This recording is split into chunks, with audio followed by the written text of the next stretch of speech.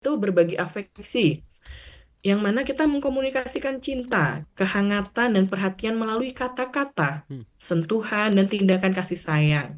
Ini yang kadang sering dilupakan bahwa pasangan kita itu juga butuh loh untuk melihat bahwa oh pasanganku tuh sayang tuh sama aku. Hmm. Entah itu melalui tergantung orangnya lebih suka melalui bahasa cintanya itu bahasa cinta afirmasi, Iya. Hmm. omongan atau bahasa cinta surprise atau uh, quality time. Nah, Hmm. itu kita perlu membagi afeksi ini. Yang mana afeksi itu sendiri itu akan memperkuat ikatan emosional di Hmm. dalam hubungan kita dan juga menciptakan rasa aman dalam hubungan.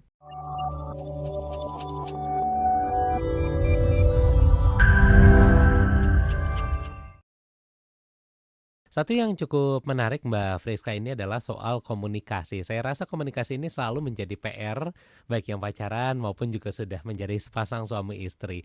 Mengkomunikasikan dengan pasangan ini selalu menjadi PR dan cukup tricky untuk bisa dilakukan. Sebenarnya teknik komunikasi apa sih yang tepat untuk kita bisa lakukan bersama dengan pasangan, terutama dalam menunjukkan apa yang kita pengen dalam sebuah relationship tersebut, Mbak Friska? Oke, terkait tentang teknik komunikasi ya. Kita akan membahas terkait komunikasi yang adaptif dengan Mhm. komunikasi yang maladaptif. Hmm. Mungkin akan lebih menarik kalau kita pertama-tama membahas terkait teknik komunikasi yang maladaptif Ya. dalam sebuah hubungan romantis, Hmm. di mana eh, ini sangat berkorelasi positif dengan penurunan kepuasan terhadap hubungan dan peningkatan resiko dari perceraian. Dan ini Hmm. menurut hasil riset dari Goldman and Levinson di tahun 2002 Hmm. bahwa ternyata nih penggunaan penggunaan teknik komunikasi maladaptif itu juga meningkatkan ketidakpuasan dan juga meningkatkan resiko perceraian dari ataupun perpisahan dari sebuah hubungan romantis Hmm. seperti itu. Nah, Goodman sendiri di tahun 1999 itu mengungkapkan ada 4 teknik komunikasi yang maladaptif. Hmm. Yang pertama itu kritik.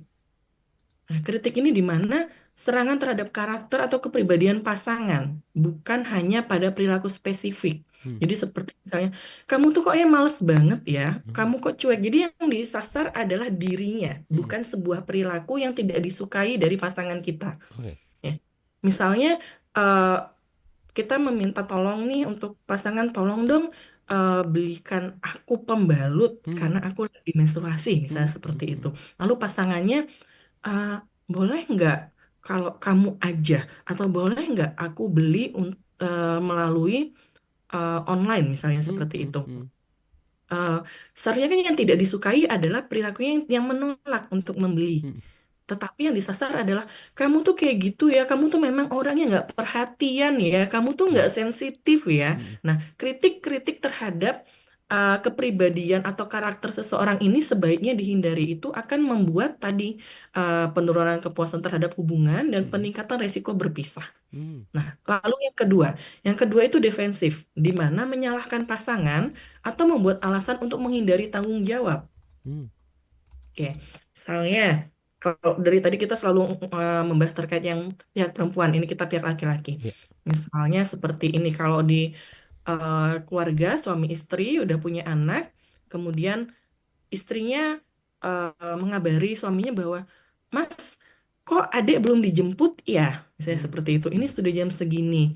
Tadi bukannya aku udah minta tolong ya untuk jemput adik gitu kan. Nah, karena suaminya defensif, dia akan kembali menyalahkan pasangannya. Loh, kamu sih nggak ngingetin aku dari Oh, tadi. Coba iya. 5 menit yang lalu kamu ngubungin aku untuk jemput adik, bilang gitu. Mhm. Mhm. Adik kan nggak bakalan terlambat Iya. seperti itu. Jadi Mhm. dia membuat tembok supaya egonya terlindungi dengan cara menyalahkan pasangannya. Oke. Oke. Yang ketiga itu teknik komunikasi maladaptif yang meremehkan. Mmm. Mana ketika berkomunikasi dia itu merasa superior, lalu menghina pasangannya dan kurang hormat terhadap pasangan, misalnya sarkasme, mengejek, terus bahasa tubuh yang merendahkan, misalnya seperti itu. Nah, kemudian yang terakhir ada teknik komunikasi maladaptif yang menghindar, Mhm. di mana dia menarik diri dari interaksi, menolak untuk mendengarkan atau merespon yang dapat membuat pasangan merasa diabaikan atau tidak penting. Mmm. Ini sering kali kita temukan dengan alasan bahwa Daripada konflik, daripada berantem, Mhm. mendingan aku diem aja, mendingan aku pergi aja, seperti itu. Oke. Tapi justru itu akan memperuncing konflik yang terjadi di dalam hubungan, seperti itu, Mas. Jadi Baik. ada teknik ini terkait Mhm. teknik komunikasi yang adaptif. Mhm. Nah, kali ini kita akan membahas nih terkait komunikasi yang adaptif itu yang seperti Mhm. apa. Mhm. Oke, yang pertama itu mendengarkan aktif.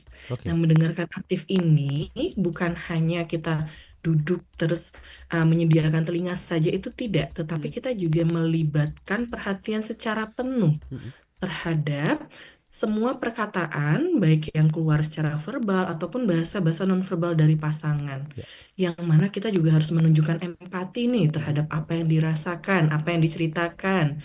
Kemudian mengajukan pertanyaan klarifikasi dan merangkum untuk memastikan bahwa apa yang kita pahami terhadap apa yang disampaikan oleh pasangan itu sudah tepat atau belum. Mhm. Nah, dengan mendengarkan secara efektif ini, secara aktif ini akan meningkatkan atau menciptakan rasa bahwa pasangan kita itu merasa didengarkan, pasangan kita merasa dipahami, Mhm. yang mana itu sangat esensial untuk membangun kepercayaan dan keintiman dalam sebuah hubungan. Mhm. Nah, itu tadi yang pertama. Lalu yang kedua, ada validasi emosi Oke. di mana kita harus mengakui dan menerima perasaan pasangan. Mhm. Bahkan jika hal itu tidak sepenuhnya kita setuju dengan perspektif mereka. Mhm. Tapi tetap saja kita validasi bahwa, oh ya, kamu memang merasakan hal seperti itu. Oh ya, yang kamu rasakan itu betul, seperti itu. Nah, validasi ini sendiri itu dapat membantu pasangan merasa aman dan juga diterima. Mhm. Lalu mengurangi defensif tadi, mengurangi bahwa enggak kok aku nggak salah, yang salah itu kamu gitu, Mhm. mengurangi hal tersebut dan membuka ruang untuk bisa berdialog Mhm. yang mana itu lebih konstruktif nantinya. Oke, Oke. lalu yang ketiga ada penggunaan bahasa yang positif, Mhm. di mana kata-katanya itu adalah kata-kata yang lembut, penuh kasih sayang, dan menghindari bahasa yang menyalahkan atau merendahkan. Kalau Mhm. sekarang itu lagi tenarnya adalah soft spoken Oh sih, iya, seperti itu. betul. Mhm. Ya, bahwa cuman terkadang masih agak kelirunya adalah di artikan bahwa soft spoken itu dengan nada yang lemah lembut, Mhm. itu sebenarnya bukan hanya itu saja, tetapi pemilihan kata-kata, pemilihan bahasa yang digunakan itu Mhm. pun juga bukan bahasa-bahasa yang negatif seperti Oke. itu. Oke, lalu kemudian yang keempat itu ada resolusi konflik konstruktif, di mana uh, konflik itu dianggap sebagai sebuah kesempatan untuk pertumbuhan dan pemahaman Mhm. yang mendalam antara kita dengan pasangan kita. Yang mana konflik itu bukan sebagai ajang untuk menang atau menyalahkan. Mhm. Nah, ini tentu saja melibatkan beberapa hal, seperti Mhm. mengidentifikasi masalah intinya Mhm. apa, Mhm. kemudian mencari solusi bersama dari permasalahan atau dari konflik tersebut, Mhm. terus juga harus berkompromi di dalamnya, dan fokus pada masalah daripada menyerang karakter pasangan. Oke. Jadi yang perlu digarisbawahi bahwa konflik itu bukanlah ajang untuk menang atau salah atau menyalahkan pasangan kita. Mhm. Oke, kemudian yang kelima ini ada enam. Yang Mhm. kelima itu berbagi afeksi, yang mana kita mengkomunikasikan cinta, kehangatan, dan perhatian melalui kata-kata, Mhm. sentuhan, dan tindakan kasih sayang. Ini yang kadang sering dilupakan bahwa pasangan kita itu juga butuh loh untuk melihat bahwa, oh, pasanganku tuh sayang tuh sama aku. Mhm. Entah itu melalui tergantung orangnya, lebih suka melalui bahasa cintanya itu bahasa cinta afirmasi, Iya. Mhm. omongan, atau bahasa cinta surprise, atau uh, quality time. Nah, Mhm. itu kita perlu membagi afeksi ini. Yang mana afeksi itu sendiri itu akan memperkuat ikatan emosional di Mhm. dalam hubungan kita dan juga menciptakan rasa aman dalam hubungan. Nah, yang keenam, yang terakhir yaitu penggunaan I statement. Mhm. Jadi saya, di mana mengungkapkan perasaan dan kebutuhan dari perspektif diri kita sendiri tanpa menyalahkan pasangan. Misal nih contoh, pasangan kita tadi terakhir kali ngabarin itu jam 11 siang Mhm. bahwa dia mau pergi, mau makan, mau mencari makan, pergi bersama teman-temannya. Mhm. Tapi sudah sampai jam 9 malam, itu kok nggak ada ya kabar dari dia Iya. ya, Mhm, seperti itu. Terus sudah ditunggu kita sampai nggak tidur juga, mhm, kok nggak ada juga ya kabar iya, dari dia ya. Nah, terus besoknya ketemu nih sama dia.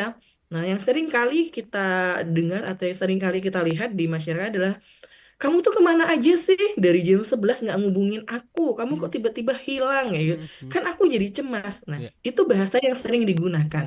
Nah, tetapi mulailah kita memakai teknik I statement, mhm, di mana itu mengungkapkan perasaan dan kebutuhan kita. Jadi oke, misalnya seperti ini. "Eh, aku tuh cemas loh karena dari kemarin eh, aku nggak tahu kabar kamu kemana.